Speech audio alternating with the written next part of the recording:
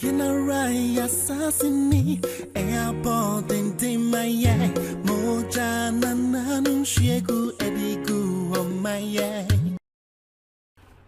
Mimo bibi akwaba eba Melodies TV so. Endra NDC for a public forum.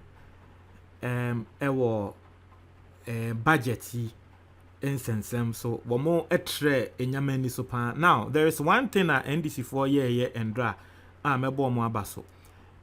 They really explained, especially in Chi, we share how the program was coordinated by the likes of Sami Jemfi, Woko social media, and Kofu Bebena Ebona Nabaso.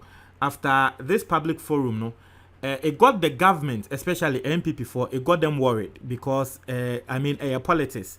Into obviously, we expect to say NDC for Eko Kasafa a year and our more public forum on the budget. We expect some Bekako bo NPP abaso. Into NDC for Eko Mwadrin etre NPP. Na mimi susu se we ye Ghana ni na oye neutral na wutie NDC for public forum na wo mo ye na obviously ube hu ne se sa budget yi chese akwa ye se ye bonsam na ya akwa sia ye de beto ye so NDC they were able to paint that picture to those who listened.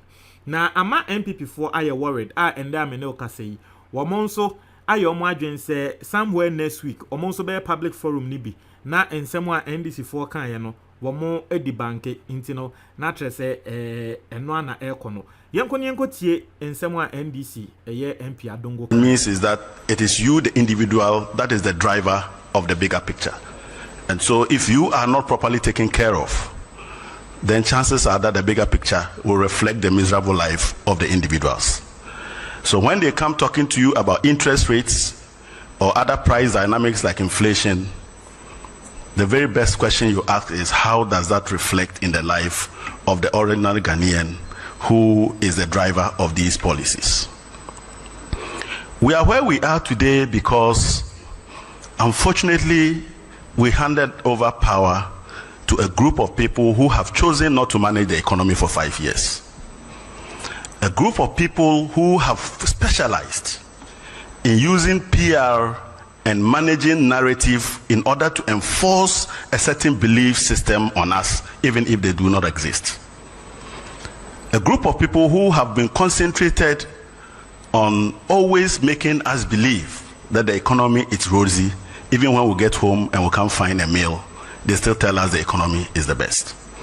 So 5 years of non-management of the economy and the management of narrative that they want the people of Ghana to believe has led us to a point where we have no return and we must begin to confront the issues behind them. I've always said that these people were very, very lucky because they are the very good friends of COVID-19. COVID-19 actually rescued these people better than it damaged Ghanaians.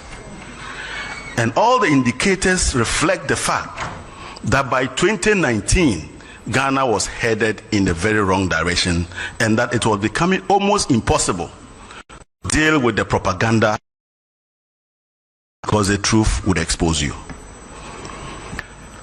We have had several or another. There was somebody that was behind His Excellency Nana Addo Dankwa Akufo-Addo that had the magic wand.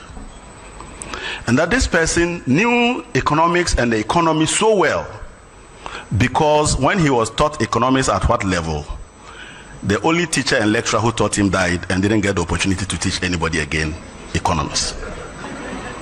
And so he was the repository of economics. And those of you who recall my comments during the first budget of the NPP in 2017, I had told them that you cannot use the basic principle of ceteris paribus to run the Ghanaian economy. Because the Ghanaian economy is an economy that has very complex and technical, institutional and structural rigidities that must be addressed in order to unleash the potential that the certain principles that we're espousing can work. And I warn them that they can be forgiven for delivering propaganda lectures.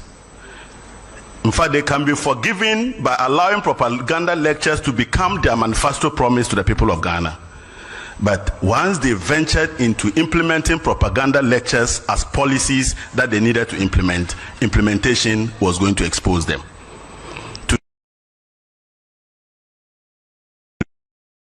By anybody. But we have realized that implementing policy is a lot more difficult because they deal with the realities of life. You cannot be experimenting with the lives of the people. We have come to this point also because we have had almost 4 or 5 years where we did not believe that the budget is the budget of the people. His Excellency the President has been appointed or has been elected as the President to be given the power to seek our mandate to collect monies from us and for us to determine and approve where he will spend those monies. And so the budget that he presents to us is our budget. And that is why there are elaborate processes of consultations and stakeholder engagement in order to arrive at a budget that is acceptable to all, because it leads to a common objective of growing Ghana and growing our people. Under these people, the budget is for the President. The President sits around with a group of people, and then they decide that what Ghanaians are looking for is A, B, or C. And when they come and you challenge the budget, they call you names because you are reckless, you are unpatriotic, and that all you want to do is to take power. But that is not the tenets of developing a budget. I would like to point out in the course of this conversation that whilst our peers were busily managing their economies and trying to ensure that the economies were resilient and could face whatever headwinds of COVID-19, we were in Ghana developing budgets that were to serve the private interests of the managers of the economy. So the budgets of this and the budget of today has been focused extensively on how the managers of the economy will go home with better pension, with better businesses, and with better wealth at the expense of the people who elected them into office. Even the so-called e-levy, the main cause of the resistance is not that e-levy should be implemented at all costs. The main resistance is because some 240 million a year over a period of 3 years, culminating in almost 800 million, will be lost to some group of people who want that money badly than you. So even in that sense, they are not thinking about you. They are thinking about themselves. Whilst they are taking 1.7% from you, they are paying themselves 4%. That is the kind of people we are dealing with. And it is the reason we are in the quagmire that we are. And today, even though it's a brief program, I will try to illustrate to you some of the challenges that we are facing and how those challenges are self-inflicted and cannot be addressed in 1 year. I will show you that in an attempt to deal with years of misappropriation and misapplication of resources, they want to solve all the 5-year programs in 2022. Economics is not an event, it's a process. You don't develop an economy in one stroke of the pen. If you agree that the Ghanaian economy was ravaged by COVID-19 and the economy only could grow by 0.4%, what you're admitting is that for a greater part of the year, the Ghanaian worker was sitting at home and was not working. What you're admitting that for a greater part of the year, the Ghanaian businessman was just feeding on his capital and not generating anything. Is that the poor farmer had a challenge growing food for the family. Now, having admitted all of that, you now come with a stick in hand and say you must go in and bring the last that is left of you because I need the revenue. That is not how you manage an economy. If I put together the numbers, you will notice that in 2 years, this government wants to take 72 billion Ghana cedis from Ghanaians after COVID. That figure is more than the total revenue we generated in 2019. How can an economy that gave you 55 billion in 1 year suddenly give you almost 72 billion in 1 year? More than what you collected in a whole year should be generated as additional revenue in 1 year. Clearly, this is an insensitive government, and this is a government that has lost its way. So, if you could show me the first table, I would like to show you how our revenue dynamics have evolved. And you will find that in 2021, the government anticipates that by the close of the year, which is a couple of weeks away, it would have generated 55 billion. That will mean that even in the midst of COVID and all the challenges we had that we needed to be supported to come out of it, they still bulldoze their way, put their hands in our pocket, and 224 billion more. So if you are hungry and you are looking for food, now share abuaya for or no so crowd just okunuka. The people struggled and your economy was only 0.4.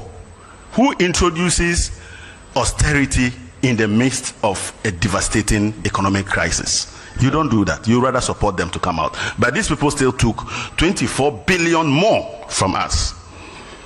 In 2022, they expect to grow the revenue to 80 billion. That means an additional 45 billion in 1 year.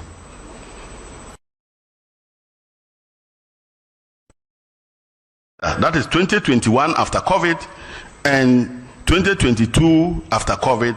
You are getting in excess of, you are getting almost 69 to 70 billion. Look at the figures they were generating in 2019 before COVID. They were generating only 42 billion. In fact, they are trying to double the revenue in 1 year after COVID. So quite clearly, you can see that this is a very insensitive government. But you also see that the growth is so astronomical. And here I'll tell you why they are cooking these numbers. You see, those of us who were trained as chartered accountants were taught that your numbers will be audited. And were taught that you needed to be transparent and open as possible with your numbers, because you never know when you find an auditor sitting in front of you whose dresses are completely peeled, it's been washed for almost 10 years. You see the shoe is completely worn. And when you put 100 million on the table, he quotes a version of the Bible. That is when you know you are nearer in Sawam. So these people do not know that one day they'll find that auditor and they'll be heading to Insawam. But it is because the international investor is saying that what type of economy are you running that all the time you are borrowing without end. So now they want to tell them, oh, we can collect 45 billion more, so trust us.